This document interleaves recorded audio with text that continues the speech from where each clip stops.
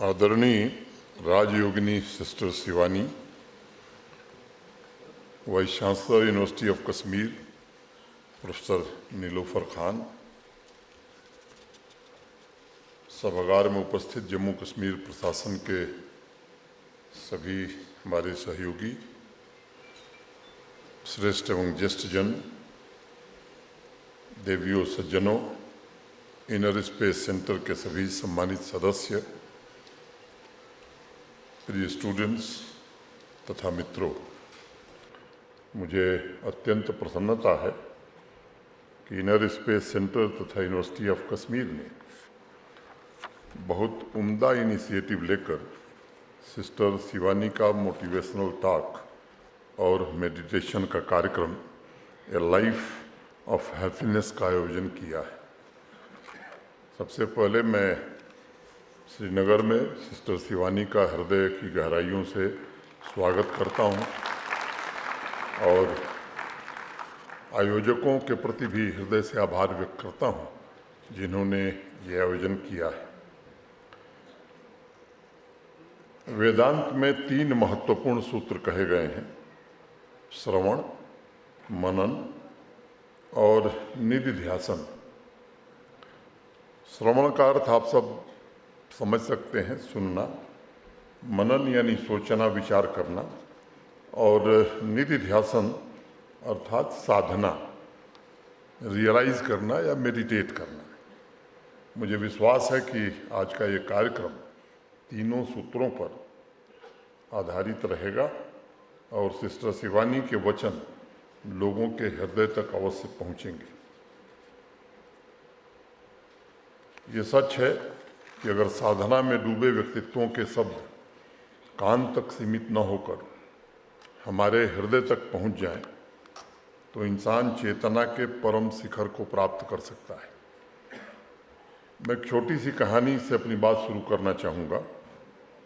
एक इंजीनियरिंग के स्टूडेंट को अपने यूनिवर्सिटी से अकेले ऑल इंडिया कैंप में शामिल होने का मौका मिला। वो कोई 19 साल की बच्ची थी। उसने माँ से बड़ी जिद की कि उसे कैंप में जाने दिया जाए। अंतोगत्वा माँ ने हाँ कर दी और बच्ची गई। तीसरे दिन माँ ने व्हाट्सएप करके बच्ची से हालचाल पूछा। बच्ची ने जवाब में लिखा कि सब ठीक है। पहले दिन जब मैं कैंप में आई थी तब सभी अनजान थे, मैं किसी को भी नहीं जानती थी। लेकिन दूसरे दिन कैंप में जितने स्टूडेंट्स आए थे वह सभी हमारे अच्छे दोस्त बन गए और आज तीसरा दिन है और जितने दोस्त बने थे उसमें से आधे दुश्मन बन गए। उस इंजीनियरिंग स्टूडेंट के 3 दिन के अनुभव में मुझे लगता है कि पूरे जीवन का सार छिपा हुआ है। जीवन भर मनुष्य के साथ यही होता है। जब तक इंसान स्वयं को नहीं समझ लेता तब तक ये 3 दिन की जो समस्या है, 3 डेज सिंड्रोम, ये चलता ही रहता है, सबके साथ चलता है। इसलिए मैं सभी सभागार में उपस्थित सज्जनों, विशेष तौर से विद्यार्थियों तथा समाज के प्रबुद्ध जनों से ये जरूर कहना चाहूँगा कि स्वयं को जानिए, ये बड़ा आवश्यक है। अपनी इंडिविजुअलिटी डेवलप करिए, क्रिएटिविटी यानी निर्माण पर ध्यान केंद्रित करिए, फोकस करिए और जो पैशन है उसको फॉलो करिए। अब हमारे उपनिषद जैसे छांदोग्य उपनिषद की एक छोटी सी कहानी है। महर्षि उद्दालक का पुत्र श्वेतकेतु गुरुकुल से शिक्षा पूरी करके घर वापस आया तो पिताजी का पहला सवाल था कि तुमने ब्रह्म को जाना कि नहीं जाना। श्वेतकेतु ने कहा कि मुझे नहीं पता कि मैं ब्रह्म को जान पाया या नहीं, लेकिन आखिरी क्लास में मेरे गुरु ने, मेरे टीचर ने ये अवश्य कहा था कि श्वेतकेतु, मेरे पास जितना था ज्ञान था सब मैंने तुझे दे दिया है, अब तू घर लौट जा। पिताजी समझ गए और उन्होंने कहा कि तुम पेड़ से एक फल, फ्रूट ले आओ। श्वेतकेतु फल लेकर के आया। पिताजी ने उसको काटा उस फल को, और उसमें से एक बीज निकाला और कहा कि इस बीज में बड़े वृक्ष होने की पूरी संभावना मौजूद है। उन्होंने फिर बीज को भी काट दिया और कहा, श्वेत केतु से पूछा कि अब तुम्हें क्या दिखाई पड़ रहा है। श्वेत केतु ने जवाब दिया कि अब तो कुछ भी नजर नहीं आता, अब तो बिल्कुल शून्य है। तब महर्षि उद्दालक ने कहा कि तत्वमसि श्वेत केतु, श्वेत केतु तू भी महाशून्य से ही आया है, तुझे स्वयं को पहचानने की आवश्यकता है। स्वयं को जानना बाहर के साथ अपने भीतर की यात्रा ही जीवन की असली यात्रा है, अन्यथा ये निरंतर चलती रहेगी यात्रा हमारी और आपकी, और अंत में महसूस होगा कि मैं वहाँ नहीं पहुँच सका जहाँ हमें पहुँचना था। यही सच्चाई है। कई बार पूरी उम्र गुजर जाती है और हमें एहसास नहीं होता है कि हीरे जवाहरात तो हमारी जेब में ही थे और हम उसे बाहर तलाश रहे थे। हमारे यहाँ कहा भी गया कि तेरा साईं तुझ में ढूंढ सके तो ढूंढ। कई बार छोटे बच्चे ट्रक या बस के खिलौने टॉय से खेलते हैं, उसके पुर्जे पुर्जे को अलग कर देते हैं और बड़े खुश हो जाते हैं बच्चे। माँ बाप को लगता है कि ये बड़ा होकर तो ज़रूर इंजीनियर बनेगा। उस बच्चे के भीतर जितना मासूम इनोसेंट पैशन होता है, वह बड़े होते होते सामान्य रूप से बिल्कुल समाप्त होता जा रहा है। हम जीवन की पेरिफेरी की चीज़ों में इतने उलझ जा रहे हैं कि जीना ही भूल जा रहे हैं। ये बड़ी अजीब सी बात है कि सुबह से शाम तक, ब्रेकफास्ट से लेकर डिनर तक हम कुछ भी खाते हैं तो उसमें स्वाद जरूर ढूंढते हैं कि खाया क्या, कैसा स्वाद था, लेकिन पूरे दिन में एक बार भी हम अपने से खुद से नहीं पूछते कि हमारे जीवन में स्वाद है या नहीं है। मैं यह सब्जेक्ट पढ़ रहा हूँ या पढ़ा रहा हूँ तो इसमें मेरा पैशन है कि नहीं है। जिस क्षण हम खाने की तरह अपने जीवन के स्वाद का सवाल खुद से पूछना शुरू करेंगे, उसी पल हम अपने पैशन को दोबारा रीडिस्कवर कर सकेंगे। ये स्टूडेंट, टीचर्स, प्रोफेशनल्स के स्वयं की खुशी के लिए और मुझे लगता है राष्ट्र के निर्माण के लिए भी आवश्यक है, क्योंकि कोई भी टैलेंट अपना पूर्ण योगदान तभी दे सकता है जब जीवन के प्रति उसमें जुनून होगा। कोविड पैंडेमिक से 2 महीने पहले फरवरी 2019 में एटलांटा, एक शहर है अमेरिका में, एक वहाँ स्टडी हुई और उस स्टडी को पब्लिश किया गया, जिसमें कुछ लोगों ने कहा कि मंडे 9 AM सिंड्रोम एक नया पैदा हो गया है इस शहर में। उनका कहना था कि आधे से ज़्यादा वर्कफोर्स सबसे ज़्यादा प्रसन्न फ्राइडे को रहती है, क्योंकि उस दिन वीकेंड शुरू होता है और फ्राइडे से सैटरडे का वक्त किसी भी प्रोफेशनल के जीवन में सबसे खुशी के समय होते हैं, खुशी के घंटे होते हैं। लेकिन संडे दोपहर से धीरे धीरे वो खुशी कम होने लगती है, क्योंकि मन में ये भय सताता है कि मंडे आने वाला है, मंडे नज़दीक है।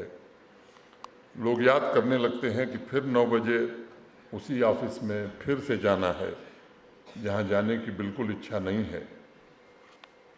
और मंडे 8 से 9 बजे तक के बीच में सुबह का समय अगर आप ध्यान देंगे तो सबसे स्ट्रेसफुल होता है ऐसे लोगों के लिए।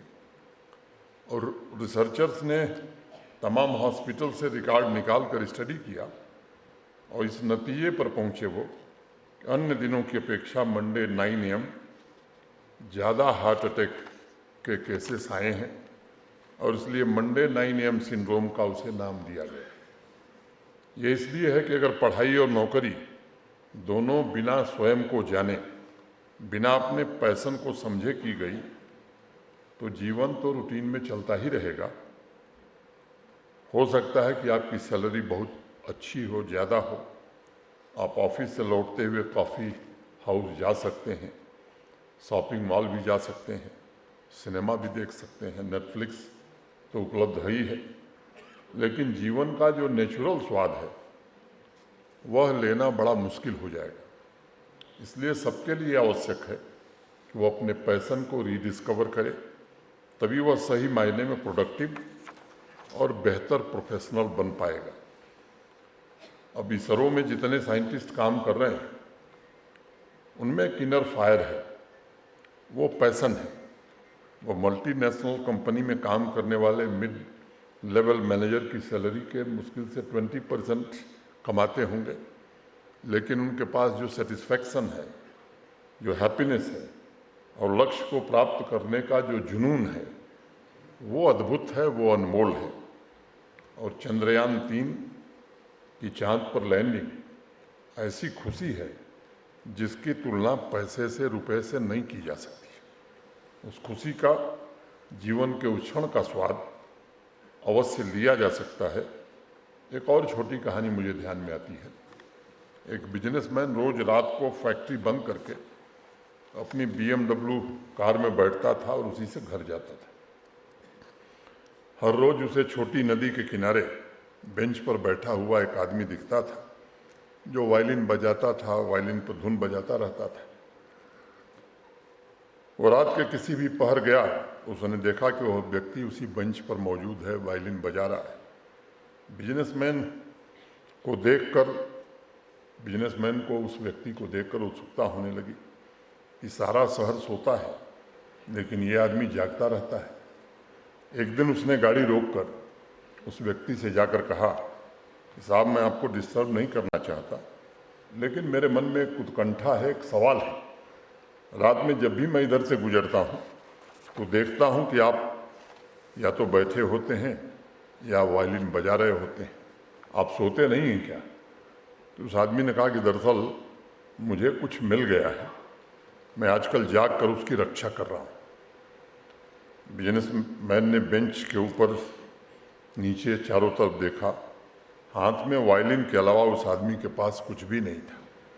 उसने कहा कि लेकिन आपके पास तो कुछ भी नहीं है, आप तो बहुत गरीब मालूम होते हैं, फिर ऐसा क्या मिल गया है आपको जिसे आप संभाल रहे हैं?